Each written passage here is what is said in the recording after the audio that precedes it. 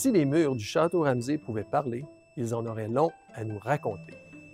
Car ceux-ci ont été témoins de nombreux événements historiques, parfois bien connus, parfois moins présents dans notre mémoire collective.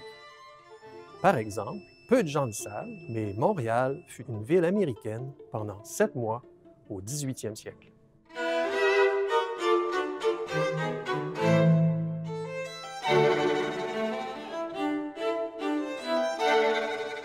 Dans le cadre de la Révolution américaine, l'armée continentale des États-Unis a envahi le Canada afin d'évincer du continent les forces britanniques et a pris possession de Montréal en novembre 1775.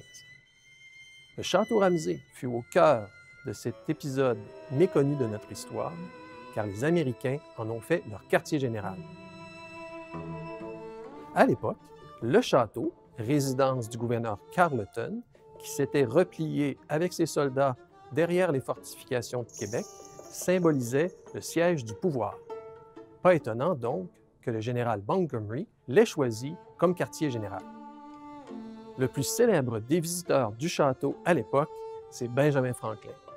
En effet, Franklin et 2 autres délégués du Congrès sont envoyés à Montréal afin de convaincre les Canadiens de se joindre au mouvement révolutionnaire.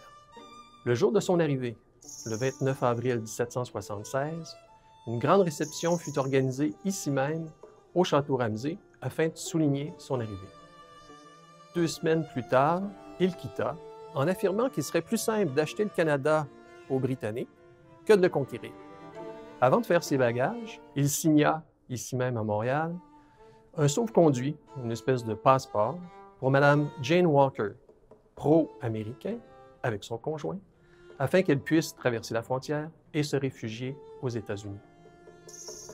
Benjamin Franklin avait recruté un imprimeur français du nom de Fleury-Méplet afin de publier, ici même à Montréal, des espèces de tracts pro-américains.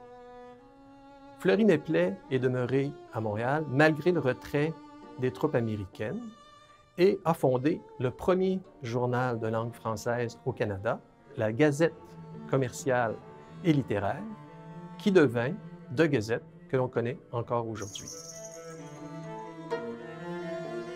C'est le célèbre Benedict Arnold qui a coordonné le départ des Américains de Montréal et du Canada en juin 1776, devant l'arrivée de renforts britanniques dans la colonie.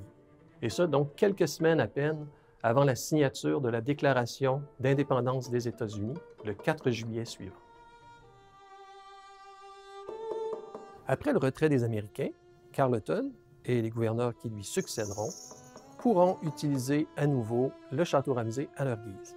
Pour les Canadiens qui espéraient pouvoir bénéficier d'une certaine forme de démocratie, eh bien, ils se buteront à quelques réticences du pouvoir britannique et en viendront eux aussi à prendre les armes dans le but de s'émanciper, ce qui nous mena aux rébellions des Patriotes de 1837-1838.